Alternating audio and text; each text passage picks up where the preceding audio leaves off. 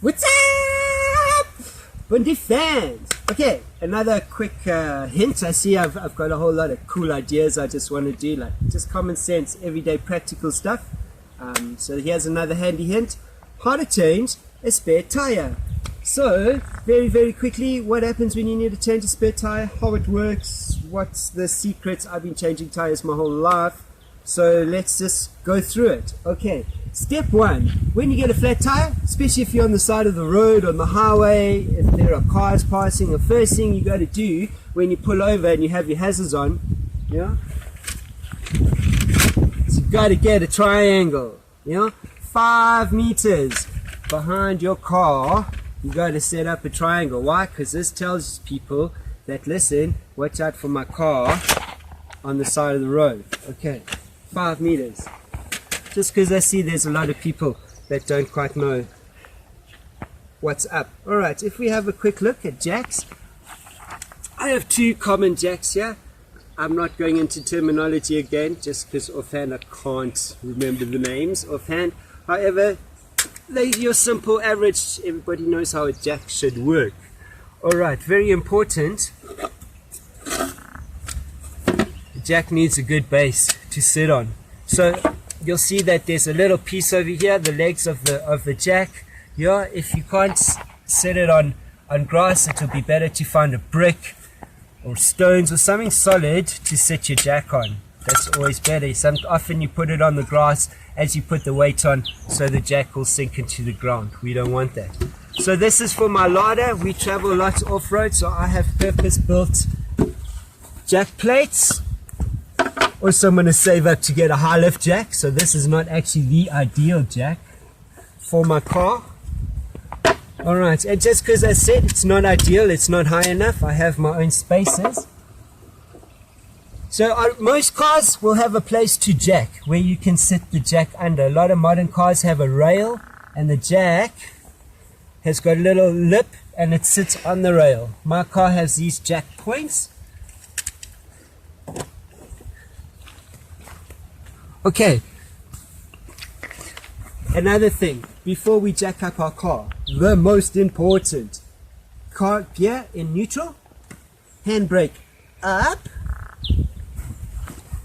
put a brake behind the one tire, and I put a brake behind the other tire. Now, very important, safety first. If you can only find one brake, one stopper, then it must go on the back opposite tire to where you're working. So as you can see, I'm working on the driver's side front tire. Therefore, the first brick I must put in place, the first stopper, my brake, must go in the back passenger tire. Okay, the opposite tire. Why? Because you're going to see I'm going to jack my car up and the car is going to tilt this way. And it's possible that the way the car is, maybe it's not on a flat level ground, I jack up this tire as well. So whatever front tire we're working on, we want to block the opposite back or the opposite tire. You follow? Good. Let's get back to the work now.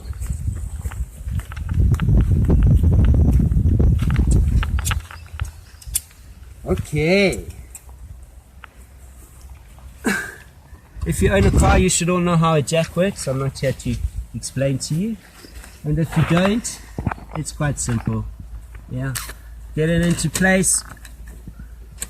So my jack needs a bit of a service. Is it actually not turning so lacquer?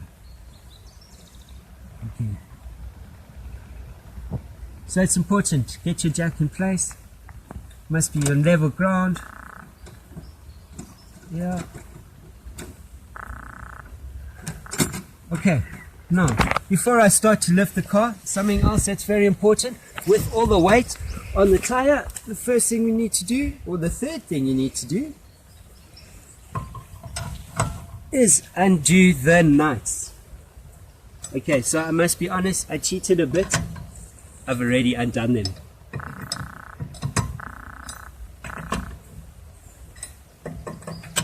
Now, time to jack out the car. while I'm jacking, can you see nobody's behind it? We're away from a moving vehicle. My body's to the side of the car. Yeah, and now while I'm jacking, I'm listening, looking, making sure I'm jacking the car up properly. And as the tire begins to lift, yeah, I want to make sure that the car is not going to move. The jack is still up straight. Yeah.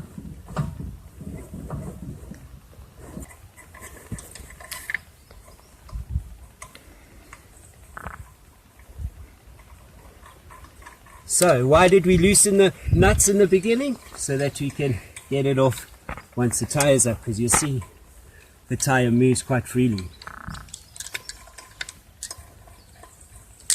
Don't lose your wheel nuts. Alright. How to remove a tire. Keep watching. I'll show you how to put it back. Stop. What's up? Put your fans. Part 2. How to put your tire back. Okay, so I promised you, show you how to put the tire back.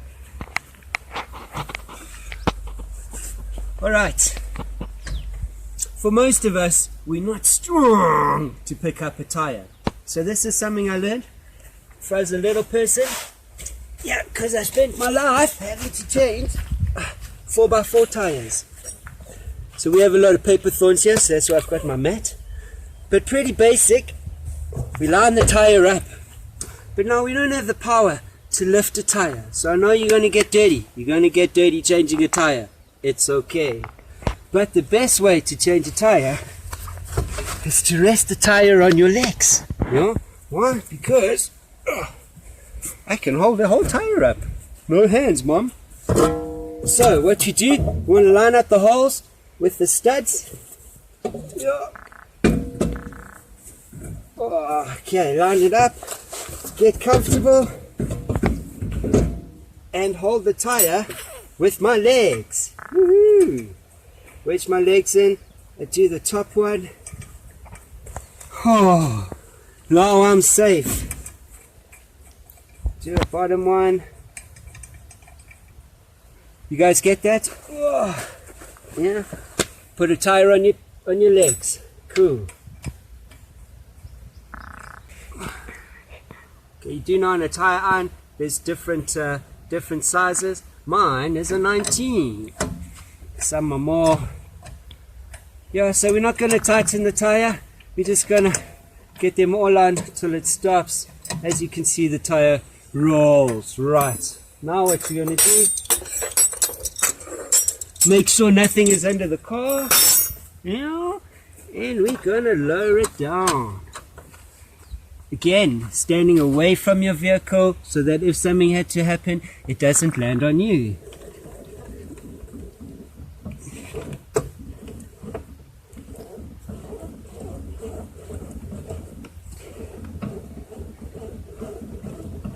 Oh. Slowly, slowly checking that the tire sits on the ground nicely.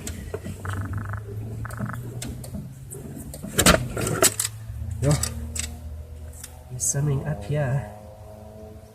Oh, I've threaded it. I need a new jack. Alright. Move everything out the way. Come back. Ooh. Alright, how to tighten. Yeah, and I push and pull. Don't stand on your jack. Yeah, it's nice to alternate your nuts.